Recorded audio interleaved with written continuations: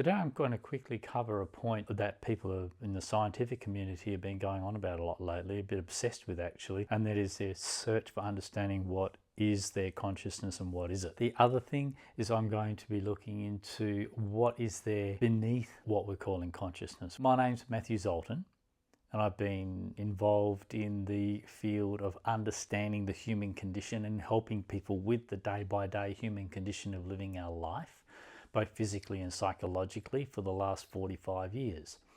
And in doing this, I've always made it sure that the most important aspect is that I myself am living according to what I'm talking about. So I don't actually talk on anything I don't have my own direct experience of, or that I haven't investigated sufficiently to be satisfied that what I'm having to say is something that I actually do understand. Not saying there isn't more to be understood about anything I talk about.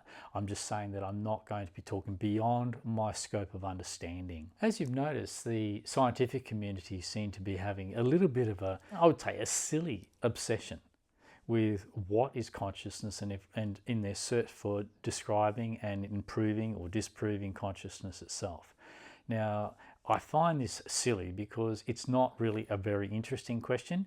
I have a much more interesting question, which is what is beneath consciousness in the introspection of the living organism of the life that we are, and of all life. That is something that goes on of its own volition, without any director, without any free will, without any direction from so-called consciousness to occur. With consciousness, it's pretty straightforward. We're conscious of something which we can recognize. To recognize something is to be conscious of it. Now, what do I require to recognize something as simple as an apple? I require the knowledge of that very object. I need to know that that is an apple. And then in my knowledge of that is an apple is the label of the apple, but also my past experience of having been introduced to exactly what an apple as a piece of fruit or a piece of food truly is. And so my experience of eating it, the taste of it, and so on, this is all to do with me being both physically conscious of what the apple is, because it reminds me I have the memory in the form of taste, and then there is the memory in the form of words and descriptions that I recognize the presence of an apple through.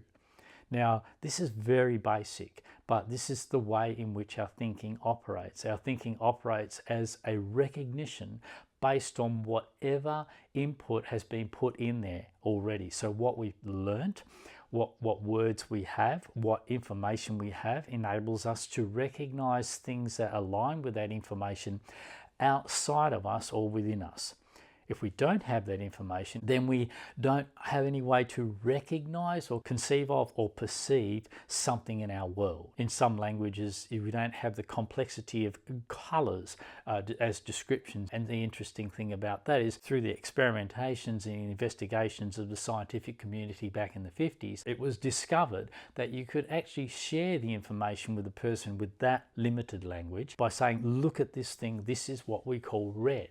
And in that moment of them saying, oh yes, so that's red, of course that's a word that's beyond their language, a word that they don't have within their language to associate with, but they can look at that color and they can see what you're saying. Yes, I see what you're saying. Okay, that is red. However, in time, after a while, they completely forget this, because mental memory is made up of the words of their own particular language. It's the mental memory that is required for there to be recognition of what it is you're recognizing with the use of those words, with the use of that mental memory. And mental memory is your knowledge. So whatever knowledge you do or don't have determines what you're able to recognize and associate with in your life, in your world, on this mental level. So this is pretty much what we're talking about with consciousness.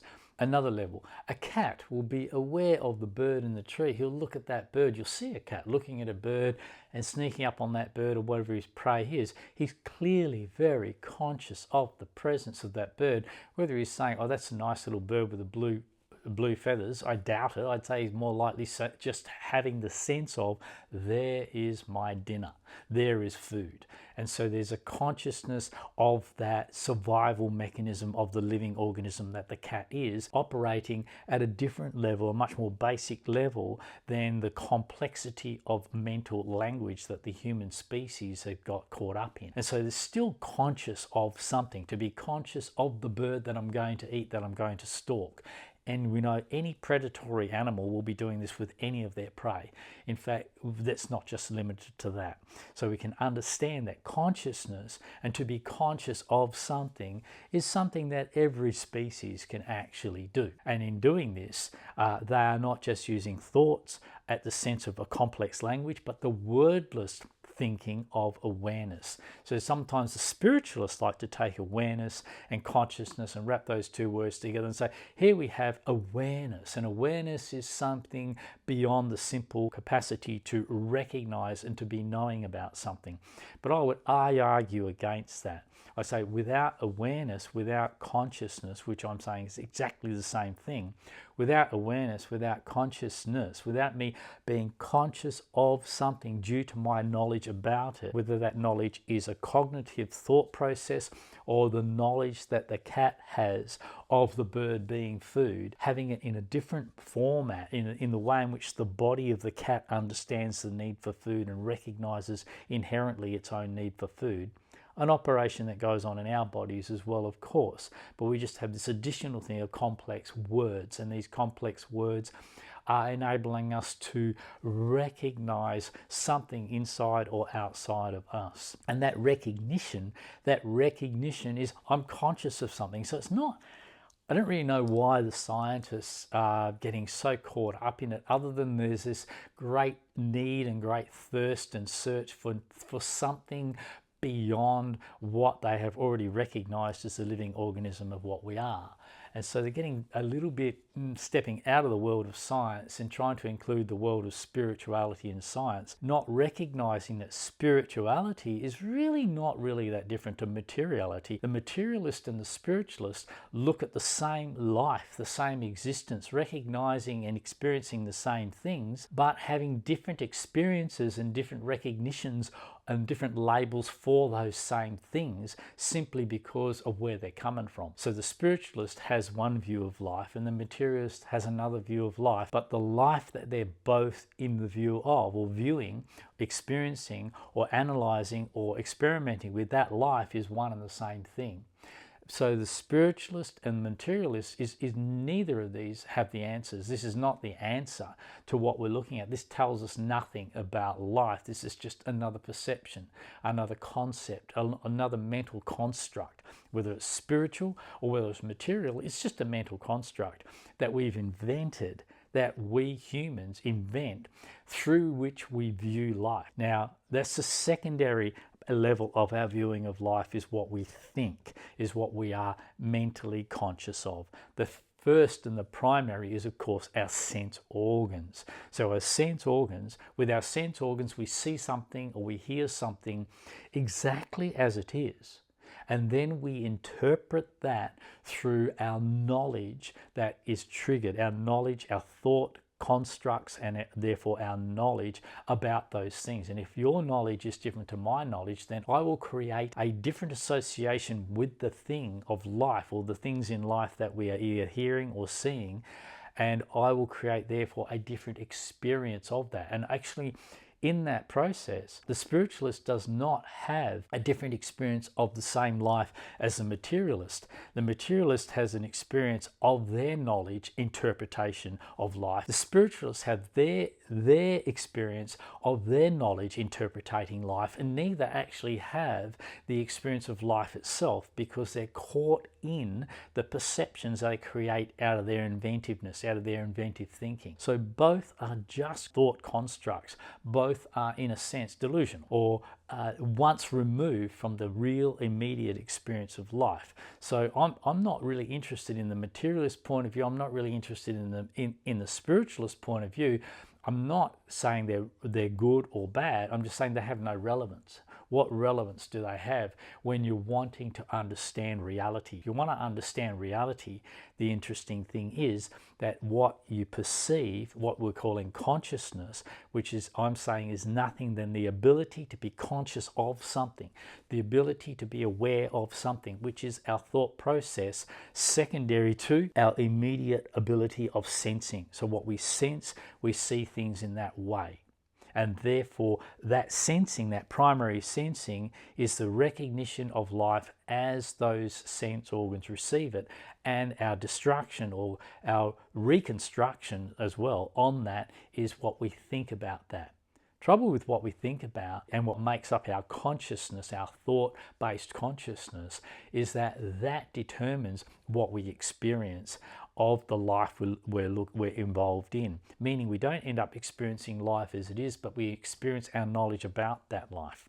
And so this does happen with the materialist, and it does happen with the spiritualist. And the interesting thing is that the spiritualist criticizes the materialist, saying they've got a limited point of view, completely overlooking that they just have another point of view, that there's no real difference on that level. One is just experiencing, let's say, the body as light, and the other interprets and experiences the body as matter. Which is it? Well, science has never come up with the understanding of what matter actually is. So we can't really describe, we haven't got any words or any knowledge with which to describe what matter is, and we don't really have any words or knowledge with which to describe what light is. These are just descriptive words that we've added to what we've experienced of life, to try and make sense of what we've experienced of life through our thought processes, whether it be the spiritualist thought or the materialist thought. These are just thought processes and conceptualizations of the real thing. And the conceptualizations of the real thing have the problematic side effect of us experiencing the product of the effects as the experience of the knowledge that we apply to life. So we don't get to experience life as it is, we get to experience how we expect it to be based on our knowledge. Meditation techniques have this flaw. When you use the repetition of thought to experience, consciousness, awareness, you do experience the thought construct of consciousness, awareness through the repetition of that idea. But you're not experiencing what you are describing, you're experiencing your own description. That's all. You're just experiencing the product of your own knowledge. And so this is a delusion. This is an illusionary state where we're once removed from the thing that we're trying to capture, the thing that we're trying to experience and understand through the use of thought alone. And thought is itself a construct. So thought is a construct within a construct. In other words, what we think about life is what we end up with. We end up with more thoughts about it, but we can't actually enter life and the experience of life from the materialist point of view, nor from the spiritualist point of view. We drop beneath that, we come back to the sensory experience of our sense organs and the living flesh of our body, and we have a very different experience. So the way in which the body understands the life that we are is very different to the way that we understand that through our thought processes or through so-called consciousness. So the scientists are going on about what is consciousness? Is consciousness something mystical? Not really. It's not mystical at all, but it is an on-off activity. In other words, when you know of something, you are conscious of it. When you don't know of something, you are not conscious of it. Simple as that. Yeah. If I don't have knowledge about a certain thing, I'll walk past it and not even notice its existence. Or even if my sense organs have picked up the existence of something over there, if I don't have any follow-up of knowledge about it, I won't become conscious of it. I'll just ignore it. Yeah, okay, we can then argue that there's a sensory consciousness there, but the sensory consciousness is not an interpretation of what it is we sense. What we sense is immediate, it's known, it's accepted for what it is. We don't ask questions. On the sensory level, functioning as a living organism, we sense something, we see it, and that's it. We hear it, and that's it. We feel it, and that's it. We don't question it. We don't say, oh, what's that about? Or what does that mean? We don't, oh, how can I make it better? When the animal feels hot, the animal feels hot. It doesn't have a mental construct that imagines there's a choice to be some other way. So it doesn't even start thinking about how can I be another way in that sense. Of course, the animal will gravitate towards coolness in the shade when it's hot, of course, but this is also a sensory intelligence, not a mental construct. So I'm talking about the way in which we go into these complex mental constructs over every aspect of our life and create the illusion that we have choices, that we have free will, that if we don't like something, we can make it different. But all we end up doing is making a thought-induced experience of the factual thing of ourselves as we are, and as we are remains exactly the same. It's just as our experience of that is tainted by the way in which our bias and our perceptions and our preferences change that in the process of the way we're thinking about that. As soon as we can drop our thoughts about ourselves or about someone else, only then do we get to experience them afresh and as they actually are, or experience ourselves afresh and as we actually are, which is at the sensory level alone. So to sense that. Now, the spiritualists will say, oh, but we have a limited view. Even the scientists are trying to say this now, that we have a limited view of the world because we are only seeing the world through our particular framework of the way we sense things. And so what they're saying is the spiritualists can have a less limited view of the world because they can look at it through another level of concept. Or the other people, like the shamans of the world, are saying now you can take drugs and hallucinogenics, and this will give you another view of the world. Yeah, and yes, they will. You can change your chemistry and alter your chemistry either through your thought processes, or you can do it through drugs or through herbs and so on. And you can alter your perception of things, of objects, of the world that we're looking at, of life itself. But again, listen carefully to what's being said there. We're altering our perception from the original perception of the one we're born with to the altered perception of when we screw around with our chemistry. It's just another perception. So we've gone from one perception to another perception. It's still a perception of the real thing. It's still a perception of life. So there's no more understanding of life by changing your perceptions. Moving to a different culture, you change your perceptions. Eating different types of food, you change your perceptions. People who eat meat have a different perception to people who don't eat meat. And these perceptions are chemically induced. It's just that when you take psychedelics, or you take, you go down the shaman's path, what you discover is you can influence your chemistry to a point into things that are more obvious, more extreme, so you think something amazing is happening. All you're doing is altering your ability to perceive. You're altering the way in which you perceive. How is that any better than the perception you've begun with? It's not better. It's just another way of looking at the same thing.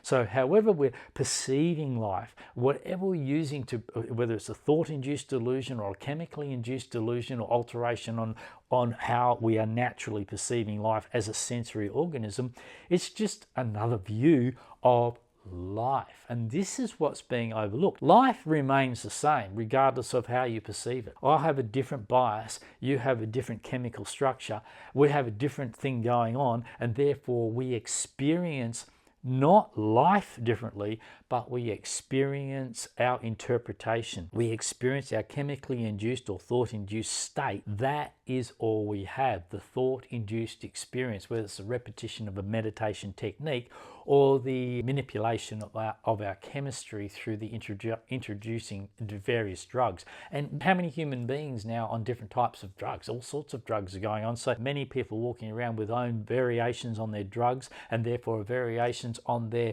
experience of life in the real world. But they're not able to experience life as it is in the real world whilst that introduction of drugs is in their system. They need to get their system clean of all that stuff before they can actually start to experience their own feelings and sensations as they are meant to be according to the life of this organism, as a guidance for helping us understand exactly how we are.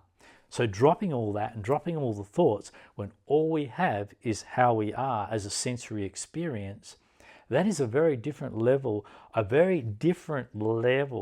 of existing than the one that is reliant on some perception, whether it be the materialist, whether it be the spiritualist, or whether it be the drug addict. It doesn't matter, or the drug induced. It doesn't matter which of those you use. You are still trying to perceive the same thing, which is life itself, through these different variations on your perception. Drop all those perceptions, and what do you have? What you have is no thoughts at all. Now we're starting to enter into introspection. Now we're starting to enter into what is going on beneath all of these perceptions, these perceived ways of viewing the same damn thing, which is life itself. Whether it's scientific, whether it's materialistic, whether it's spiritualistic, whether it's religious, whatever beliefs and connotations, whatever massive delusions we've come up with through centuries of trying to work stuff out, and in the end we just make stuff up because we can't work stuff out, instead of admitting we can't work it out. So what can't we work out? We can't work out life, because we can't capture life in the thought process. We can't capture life that way. Yeah, you can't even capture the simplicity of, how do I tell you about how I feel inside of myself in whatever condition I'm in? I use words. And how well do those words actually capture and then communicate that to you? Not very well at all. They're just a hit and miss function, on-off function. And that is what consciousness is, an on-off, hit and miss function. We come into consciousness when we're aware, when we have knowledge of something, when we don't have knowledge of something and therefore are not aware of the presence of that thing or the existence of that thing because we simply don't know anything about it, then we are not aware. We're aware on a different level in our body, which is an introspective awareness, and that is called sensation, physical sensation. Now that awareness, that physical sense of myself in the body, is the origin of all awareness. That's where it all begins, you'll find. When you come back to that, when you have to negate all these other external, and I'm saying external activities of thinking, because activities of thinking, activities of being aware of something, being conscious of something, and the experiences that we induce through meditation techniques or belief systems being regurgitated over and over again, the experiences that we induce out of those are external to the ongoing lived experience of each one of us, which is the same for all of us, I would say. Pretty much the same for all of us, because we're pretty much made out of the same stuff. And that stuff feels the way it feels because it is the way it is. It is there, and in the condition it's in, whether we like it or not, we have no control over that. The fact remains the same no matter what experiences we add on the outside of the whole of what we are. So thinking and knowledge about ourselves and knowledge about our life is very much on the surface of the creature that we are, very much on the surface of the life we are. And interestingly, you cannot penetrate that surface through thinking. You can't even know the feeling of sadness in the word sad. You cannot capture the feeling in the word. So the word is an empty, dead surface layer that we have invented and created, and we keep adding to depending on what we want to describe with those words. And the more we add our new words to our new vocabulary, then the more different things we can become conscious of. And so we build a bigger and bigger and bigger delusion. Yeah? And this is the trouble with spirituality. We can start with a little idea and a little experience, and we can build on that experience and build on that experience and build on that experience until, as we see today, there's so much complexity in the world of spirituality and religion that really wasn't there even 60 years ago. It's just blowing up because the more people that become involved, the more imaginations we have involved, the more imaginary experiences that we are created, and the more psychobabble that we get caught up in, completely disassociated from the reality of the ongoing living experience of what it is we are beneath all of that thinking. So what happens if we get to the limit of where thinking can go, and we start to come in contact with the lived experience, and in the lived experience we realize now we're entering into introspection. That is, what is going on in the living organism of us? And we're using the word, I'm using the living organism as a title of this body, but loosely. It's just the word, the description. and we all have an association with that. Be careful of that association. That association is your knowledge and your experience up to this point. But I'm just using this living organism description to describe what we all know experientially that exists of its own, in its own right. It's not something that exists because we think about it. That which we experience because we think about it is the product of that thinking, and therefore that is not reality. That is the delusions, that is the interpretations and the experiences that we create through all of our thinking. But that which exists without the aid of thinking is going to be there whether we think about it or not, and that which exists with the aid of thinking is only known and experienced when we are thinking about that. Until we come up with the word awareness or consciousness, we don't know that that is what we are experiencing. Yeah? So the words that we give to these ongoing living experiences are only clumsy descriptions of what may be going on as a living organism. But that's going on whether you describe it or not. So the materialist and the spiritualist, they all have the same experiences fundamentally at the point of the lived experience of themselves, and they add all these inventions to those experiences depending on their beliefs and interpretations of life itself. And the additions are the things that they are interpretations of the very same thing, but not the thing itself. So therefore, both the materialist and the spiritualist can't reach the reality of what it is they believe they're thinking about, and that is life itself. Because as soon as you're thinking about life, you're once removed from the actual direct experience of life itself. And that brings me to life. So what is life? You tell me and I'll tell you, and it won't work because I'm talking about it. I can't capture the lived experience in a descriptive word, in any word at all. I cannot capture it in my thinking. I cannot capture it in so-called consciousness. It is something that is happening even beyond my consciousness, and this is introspection. So the life of the living body of me goes far beyond anything that I can capture in my thinking, in my consciousness. I have to go deeper. How do I go deeper? Yeah, I have to get, firstly, having that drop away, realizing that I've got to the limit of thought. Then I lose interest in thought. Thought has not got us anywhere in the understanding and the experiential facts of the experiential factual existence of life itself. It's just given us interpretations of that life, that same life. So none of us, whether materialist or spiritualist, are superior or inferior to one another. I know the spiritualist thinks they're superior to the materialist, and the materialist thinks the spiritualist is just lost in woo-woo land. But the thing is, we're both lost, whether we're acting as a spiritualist or acting as a materialist, we're both lost in our ideas about life and disconnected from life, living on the surface, on the outside of life, if you like. And on the outside of life is a lot of thinking, a lot of ideas, and a lot of thought-induced experiences that are not real. They're not actually of the very thing we're investigating, we're wanting to get closer to. We can't do that with thought. We drop thought and we discover we're already there. We are already there because we are it. That is us. We are life. That is life. And when I say we, I don't mean any particular individual. I mean what we refer to as ourselves, the living organism here. That's as much as we know.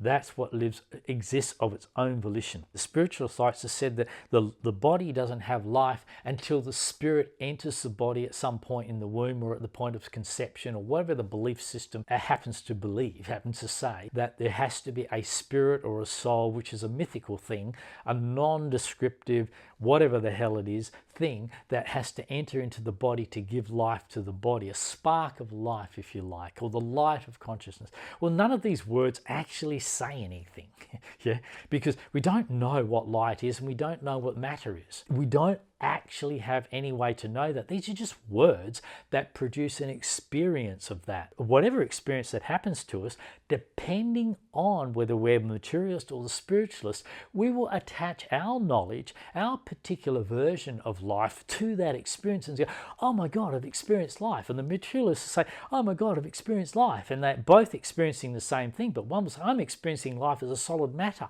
And the other was, oh, I'm experiencing life as light and love. I would tell you, when you experience, the spiritualists experience love and bliss, this is just because the spiritualist themselves is already a damaged creature in search of some help and some answers to the harm and the pain and the damage and the awfulness that they experience as being their life. And when they actually have an experience of themselves as they really are every now and then, they think it's bliss and lovely and wonderful. It seems quite extreme to the humdrum of day-to-day life. And the same for the materialists. The materialists will sometimes have these overwhelming, or what they find, overwhelming fulfillments that radiate. Interestingly, all of these are felt radiating throughout the body of us. That's the only place we feel anything. And there it is in the body of us. Actually has a chance to just be felt exactly as it is to be us, beneath all the interpretations of our spiritual and material thinking processes. Then we experience something that we feel is extraordinary, but it's actually ordinary. It's the natural condition of the human being. It only feels extraordinary, extra wonderful, unconditional love or bliss. We only call it that because they're the words we've learnt from being the spiritualist. They're the words we've learnt to describe and experience. And when something happens that we are not used to happening, that is fulfilling, we attach that label to it. We have to call it something, and that locks it in again. And again, we over-emotionalize and over-dramatize the natural, ordinary experience of just being us. And so we really do mess with the experience with us by our thought processes, our belief systems, whether those belief systems be spiritual or whether they be material. They are still just conceptualizations of life. So both are equally belief systems. The simple thing I'm trying to put across is life itself. Life itself is beyond all its mentalization, beyond all these conceptualizations, and the science community today is getting so obsessed over searching for and discovering what consciousness is. We already know what it is to be conscious, and we know what it is to be unconscious. We are conscious of something with our knowledge of something, with our thoughts about something. The cat is conscious of the bird with its inherent knowing, the bodily cat, the body of the cat knowing. That level of understanding, that level of recognition is happening there out of the need to survive. So we know this is consciousness, but we're trying to pin down, well, what is that function? With the human being, there is a function of the thinking process, and with the animal there is a function of the sensory process. In the human being there is also the sensory process. So let's remove the thinking process, because that is the most superficial and confusing of all, and even me having to use words to take you further than this is going to be tricky. So here we go. So what do we have? We have the lived experience. This is something that you and I both know. We both know we feel something. We both know that when I do that on my legs, that where do I know that sensation? I know that on the skin of my legs and the palms of my hand. So my palms know that I've slapped my legs, and my legs know that my palms have slapped them. That's the first point of knowing that experience. That is the first point. The sensory sensation of that experience is something that is known in the cells of the body, and you know that right there. I can still feel it going on now. The recognition that it is going on is secondary to it happening. So life is happening all the time. Now, what we don't like about this is that this introspection, and we start to go, what is going on? Deeper than we can go with thought, deeper than we can go with knowledge, deeper than we can go with that superficial framework, that superficial ability is sensing. Sensing is deep in that. So then we go to sensing. And when we go to sensing, we can feel what's going on through our sense organs. We can sense the light. We can sense a vibration in our eardrums that tell us there's sound there. And we can sense what we feel as touch on our skin. We can sense all these things.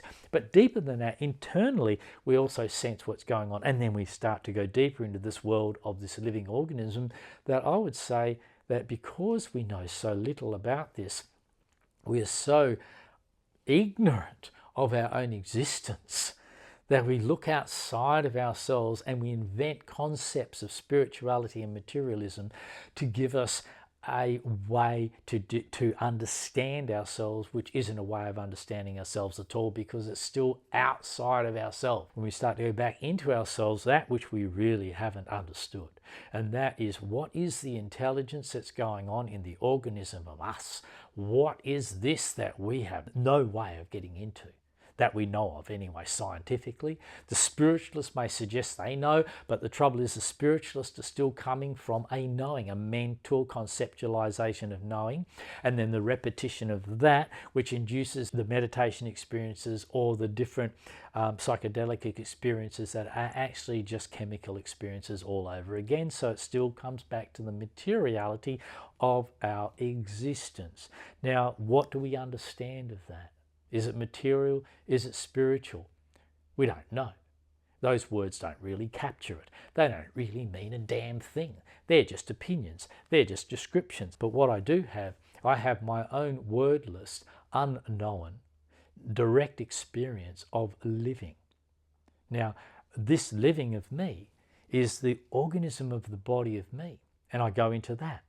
And what do I find when I go into that is I don't go into that, actually. I can't go into that. I have to recognize somehow that I am already in that. Not am I already in that, but being in that is the introspective lived experience of being the internal function of me, being the internal functioning and the internal intelligence, the inside out expression of me, the internal function from the inside of me, knowing myself from the inside out, inside of myself. I can't do that with thinking. I can do that to a certain extent with feeling, and I go further into that feeling, into the sensations of me, and I find that those sensations become less and less, much more subtle. Staying with that sensation of me, what I've done is I've dropped beneath the thinking. Now that's essential. Because of our thoughts about this, because of our thoughts about our own lived experience that's going on beyond that thinking process, whether it's spiritual or material, because of that which we are describing through those two thought processes, because that is going on of its own volition, we have to get in there and go on for the ride, but we realize we can't get in there because the we that's trying to get in there is nothing more than a thought construct. So that goes. When that goes, we discover that whatever it is we are is already in there and functioning of its own volition, without any control, without any free will, but just a happening. Everything that's happening for me to be alive and speaking today is just a happening. For me to be alive in the experience, in the lived experience of me, is just happening. This introspection, I find that once I can drop from thinking into sensations, I'm beginning to become more subtle again. More subtle, meaning not so grossly lost in the most gross experience that we can have. And that is to think about ourselves. When we're thinking about ourselves, we are entirely disconnected from that which we are thinking about and cannot understand or know that as it is. When we drop beneath thinking, we begin to understand in the knowing of what we are. And this is a very disconcerting experience for the controlling human beings that we are, because this is like dropping into a completely different way of functioning. And this completely different way of functioning is that this is not something we can impose on ourselves. We have no control over the direction of our lived experience. We have no control over what we experience. We have no control over what we do. We have no control over what happens because of what we are. What we are just constantly comes into manifestation from within its own functioning all the time, and manifesting into our thoughts and our words and our actions. If we drop the thoughts, manifesting purely as how we feel in our life, and we notice how we feel in the sensations of ourselves. And this different way of functioning is that when we know how we feel, we simply have no choice but to feel that. We don't think about how can I change how that feels. When we're hurt, and we feel that hurt. When we're burnt, we feel we're burnt. When we're cold, we feel that burnt. We feel that cold. And that is our knowledge. That is our understanding. The sensory understanding of standing in the hot sun will drive us, guide us to stand in the shade. Thought is not required for that. Every animal functions this way. Every creature functions this way. Even a worm needs to live underground in order to not dry out and die, and that's why they do that. They automatically are doing that. We are an automation. We are not some mentally intelligent creature that has control. That mental intelligence is actually woo-woo land. Whether it's the materialist or the spiritualist, that to me is woo-woo land. We do not know that stuff. That's just what we manage to consciously make up and agree on or disagree on between one another and say, this is our world. But individually, I come back to myself. Am I individual? Am I even an individual? When that drops away, I've got the ongoing, self-automated, automatic life of me going on. And the life of me becomes hungry, and the hunger tells me to eat, and I eat. And that keeps the life of me going. The life of me, if I'm not breathing, the life of me needs breath, and it makes me breathe. You try and stop yourself from breathing, you won't be able to. You have no choice, no control. You will start to breathe. And so on. If you breathe in water, you will automatically spit that water out. Anything that's harmful to you, you'll automatically have an aversion to that. This is the automatic intelligence of the body that is functioning beneath the non-intelligence and the stupidity and the superficiality of thoughts about life. Thoughts about life, whether spiritual or material, I'm saying, are about the same thing. And the same thing is what we all are in the experience, the lived experience of. And through thinking, we think we're all different to one another. The spiritualist thinks they're superior. The materialist thinks they're superior. That's just the nature of thinking. It's just a big ego trip. This is the nature of knowledge. Knowledge, and the more you know, the trouble with the more you know is it tends to develop a massive friggin' ego. And what you know is that ego, is that superiority, inferiority clash that we have between one another. We realize we really don't know a bloody thing at that level, because there's nothing to really be known and understood at the level of thinking. These are all just perceptions, all just assumptions. Just make believe. And we come back to, well, what is knowing? Not knowledge, but knowing. Knowing is when I'm warm, when I'm cool, when I'm hot, when I'm hungry. That is knowing, but there's no words. There's no words in that. There's no comparison in that. I can't compare my feeling of hunger to your feeling of hunger because I can't even share that with you. Just in the hunger, I know I'm hungry. It doesn't matter what you tell me I am. I know I'm hungry. So there's absolute certainty in the knowing sense of yourself, in that one knowing sense of myself. I know when I'm cold. I don't care what you tell me. You know when you're cold, what you call cold, what you experience as cold. That's what cold is to you. And I have no way of knowing what that is. Yeah, I don't know what you experience. You don't know what I experience. And so there's no comparison. And so there's no birth to the ego. There's no birth to inferior and superior. We are all in the same boat now. As a living organism, we are really leveled out. And there we are. We are exactly the same. We're functioning exactly the same, but we have no way to know that we are functioning exactly the same or somehow differently. So therefore, what I mean by exactly the same, there's no way to compare. There's no way to know. All I know is the lived experience that is happening as the organism of me. And then I look at it a bit further and I realize that I'm also completely dependent on you existing.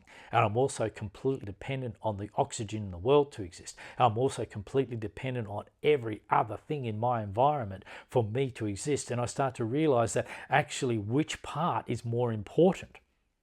To me, I think I'm more important, but actually if I take that away, that's the end of me. That makes that very important to me. So of course, I'm the most important thing to me whilst I exist. But if my existence is to come to an end, there's no problem for the body. The body doesn't mind whether we exist or not, because the body is a part of the natural world. The natural world does not function intellectually or on the basis of a thought process. It doesn't function with somebody driving it, somebody behind it. There's no godlike image driving that world. This natural world, it's doing its own thing automatically. It's a massive automaton. That's pretty easy to see. Pretty easy to see. If you drop your bias and your beliefs and you just look at what's happening, it's just happening. So life is a happening. If I'm life, then I am a happening. But what is life? Difficult to say. Difficult to say what life is. But not difficult to know it as my own lived experience. So learning to live with the way we are requires that we drop our biases and our thought interpretations of what we like and don't like, so that we can come back to just the moment by moment, non-comparative experience of life as it is, where there is nothing in the past, nothing to compare it with, because this is all I know. This is all I have. So I come back to the lived experience of me in the body, and there I have it. So what's happened to consciousness? Consciousness is reduced to nothing more than the physical sensations of the living organism that you are, whether you're a human being or whether you are a slug. At that level, what's the difference? Seriously, what's the difference? And the human being likes to think of themselves as superior. You can think of yourself as superior, but it won't make you so. You're still going to come to an end. You're still going to go through what every other animal on the planet goes through. You're still going to change. You're still going to disappear into something else. What makes you up today is going to break up. Constituent elements will become part of the natural world we live in, no matter how much we want to believe that there is something spiritual or mental that we can hang on to. But that thing that is spiritual or mental, whether we can hang on to that or not is dependent on our knowledge of it. Without our knowledge of it, we don't even experience that as a concept. We don't experience it as a concept, and we don't experience it as a thought-induced state. The only experience, and therefore the only knowing we have, is what is going on in the life of us as we live. And that is not something we have any control over, is it?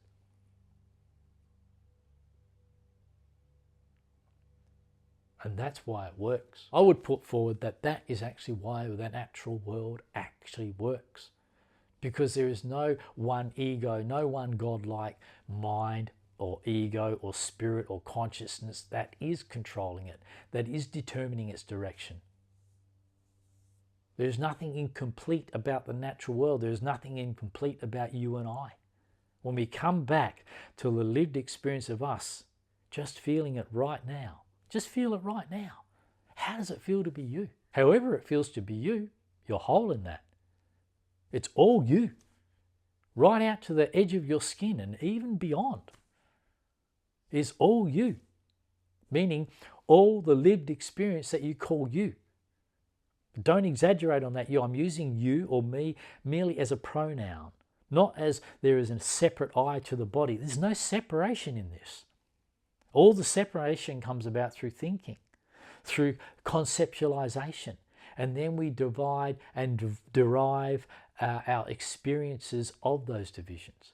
But we rely on thought for that and consciousness for that. And that is easy stuff. We already understand all that. Scientists are wasting their time. They're not going to learn anything out there. Why don't they look to the introspection? Come back to that. They talk about the qualia and the quantum. This is just another bloody word. We're just coming up with more and more bloody words. The qualia being the felt, lived experience, and the quantum being the expression of that in thoughts and imaginary events in life, in the expressions and actions of our life. There's nothing more to it than that, because there's nothing more to existence than the life of what we are and thoughts and thinking. And thinking is imagined. Thinking is imaginary. But that's as far as I'll take it for today. So you have nothing more than thinking or living. Not being or being. Imagining, conceptualization, making stuff up, inventing things becomes the spiritual world. And it also becomes the materialist view. And that's all dependent on their thought processes. when neither the materialist or the spiritualist thought process is operating, when thought drops away, when language drops away, then all we have is that which doesn't need language, because it has no way of communicating itself anyway. I have no way of communicating the certainty of what I'm saying to you. What you're going to do is you're going to listen to what I say and interpret that through your own thinking, and you won't have understood a word I've said. You have to go back into your own direct sense of yourself in order to have any genuine reference point to what I'm trying to communicate. And I'm failing in. So go back to your own reference point. What is it to be you as a living organism? What is the living experience of you? And begin your introspective investigation there. Now that is a worthwhile and interesting investigation. But science can't go there, because science is based on observation.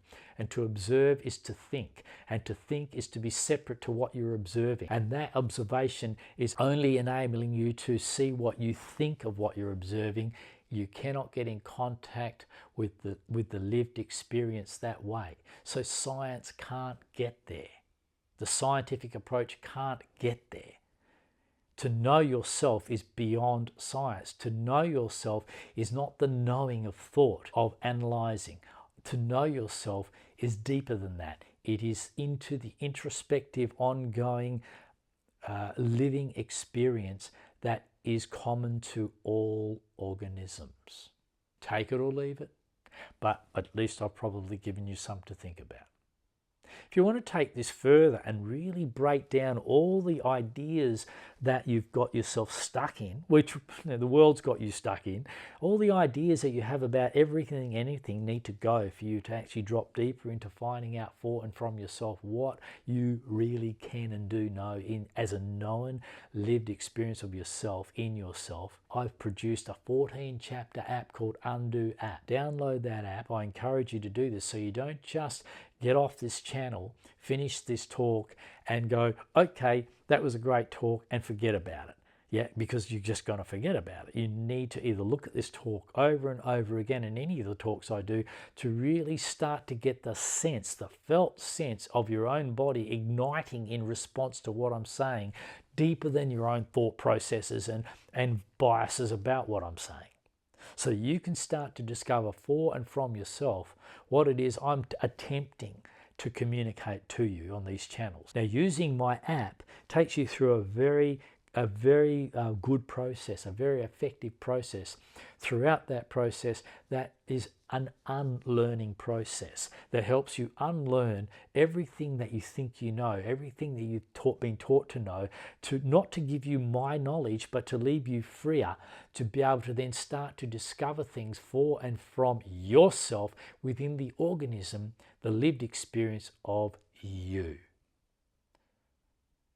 So go ahead and download that, undoapp.com, and study that if you want to take this further. If you just want to be entertained, click to the next video. Okay, if you like this content, just hit the subscribe button or the like button, and I'll see you next time. Thanks for joining me today. If this talk resonated with you or helped you in any way at all, don't forget to like, subscribe, and share the talk with your friends so that they can get the benefit as well. Okay, bye for now.